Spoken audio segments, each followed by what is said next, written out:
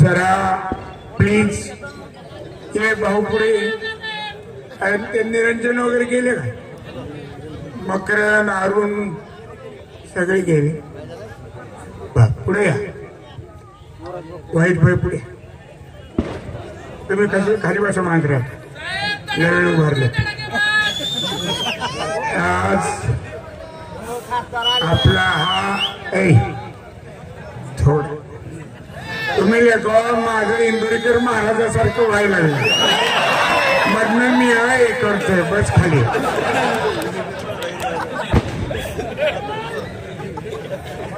आजचा हा विजयोत्सव साजरा करताना तर एक मिनिट तुम्ही बोलता का मी बोलू? मग बसा ना खाली बसा.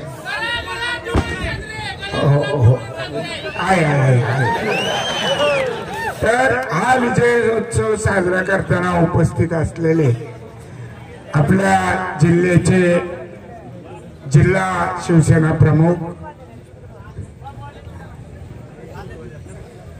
महाविकास आघाडीतील राष्ट्रवादी काँग्रेसचे, मला बोलू द्या, बंद करा. एवढ्या वेळ शांत होता, आत्ताच एकदम जागा झालाय. शांत हो.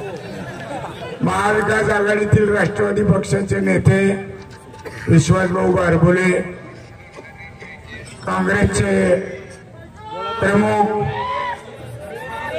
आणि सन्माननीय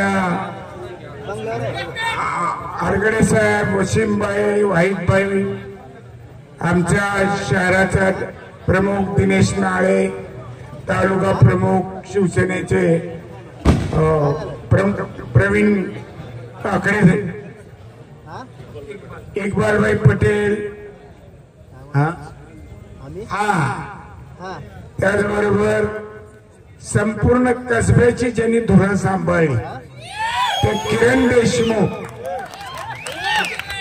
आणि उपस्थित नागेश अण्णा, कृष्णराज नाना, माजी आमचे सहकारी, माजी चेअरमन अशोक बाप्पा काशी, सुरेश कापसे, संपूर्ण वैराग भागातून, बार्शी शहरातून, वैराग शहरातून, उत्तर बार्शी मधून, सगळ्या गावातून आलेले सगळ्या सहकारी मित्रांनो, बांधवांनो, भगिनींनो, मित्रांनो, तरुण मित्रांनो, खूप कष्ट करून तुम्ही हा विजय मिळवलेला. मी काय नगण्य माणूस आहे. जरी माझ्या नावावर विजयी झाले, अरे पण कोणामुळे झाले? कोणामुळे? हे बंद केलं की हे अर्ध्याचा काढून तरी घ्या, नाही तर त्याला बसवा खाली. किती वेळा सांगायचं अक्षय तुला? जरा प्लीज माझं भाषण होऊस तर एक शब्द बोल नको. ते हलकेवाला मध्येच बाजू नको. तर हा सगळा तुमच्या कष्टाचा, प्रयत्नाचा विजय, हे मी जाहीरपणाने पत्रकारांना पण सांगितलेलं. आणि आपण हा विजय म्हणजे वावटळीत दिवा लावलाय. मशाल खऱ्या अर्थानं बार्शी तालुक्याने पेटवली. त्यामुळे या विजयात तुम्ही सगळेजण मानकरी आहात. तुम्ही साथीदार सगळे माझे आहेत, ते सगळे मानकरी आहात.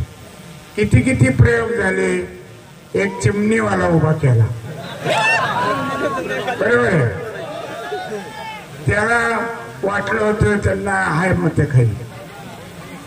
त्याचबरोबर गप्पस रे, अरे तुम्ही तरी बोलता, नाही तर मला तरी बोलू द्या. चिमणीवाल्याचं तेच झालं. लोकांनी काही फारसं स्वीकारलं नाही, पण तरी आपले 17ची मतं खाल्ली चिमणीने.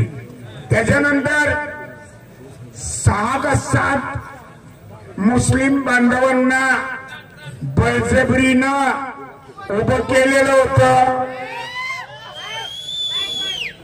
पण त्यांना असं वाटलं की प्रत्येक जण 2-3 हजार मत खातील, पण त्यांची मतं पाहता कुणीही मुस्लिम बंधूंनी त्यांना थारा दिला नाही.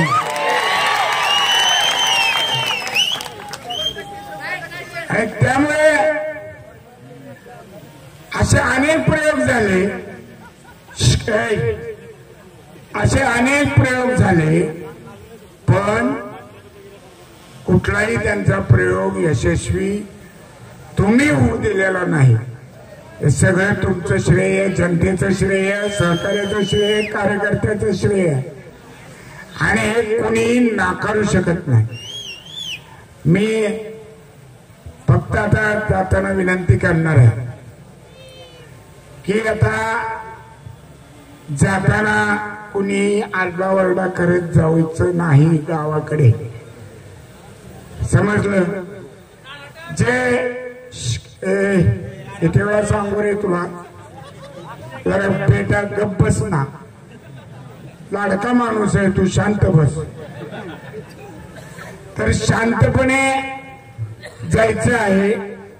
ते करत असताना बायपासच्या वर जेवढे गावाचे कोण आले असते त्यांनी इथून बायपासवरनच मग लातूर रस्त्याला कुसरमला जाणारे असो, नाही तर इकडे जाणारे असो, आणि कारण ती जी एक पद्धत आहे या गावात या विरोधकांची की असा दुसऱ्याने विजय साजरा करत असताना कुठून तरी अंधारातनं दगड मारायचे. गाव कसला घालते, अंधारातनं दगड मारायची पद्धत आहे. त्यामुळे सावधपणाने व्यवस्थित तुम्ही जावं, आणि लीड दिलेले वॉर्ड, लीड दिलेली गावं यांचं तर कौतुक आहेच, पण त्यांचा लीड थोपवणाऱ्यांचं सुद्धा, त्या गावाचं त्या कार्यकर्त्याचं सुद्धा खूप कौतुक. कारण ही जी पद्धत होती की नेते मंडळीवर दबाव आणायचा आणि मग ते बूथ ताब्यात घ्यायचा प्रयत्न करणे वगैरे वगैरे, पण ते कुणीही, तुम्ही 72 सहकार्याने तो बेत कुठंही होऊ दिलेला नाही. आपला खरं तर अजून मोठ्या मताने विजय आकडा गेला असता, पण निवडणुकीच्या आधी खूप पहिल्यापासून अनेक बोगस नाव, तालुक्यातले नाव, शेजारच्या तालुक्यातली नावं आणून इथं 18 वर्षाच्या आतल्या मुलांचे कार्ड काय म्हणतात त्याला, आधार, ते करून घेतले. असं खूप हे सगळे उद्योग झालेले.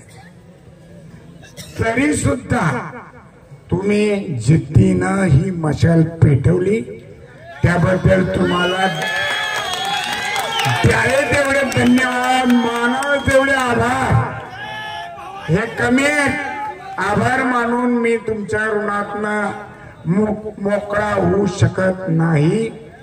तुमच्या या ऋणातच राहून मला हा शरीरात शेवटचा श्वास असेपर्यंत मी तुमच्यासाठी झटत राहणार आहे, काम करत राहणार आहे, तरुण पिढीच्या भवितव्यासाठी काम करणार आहे.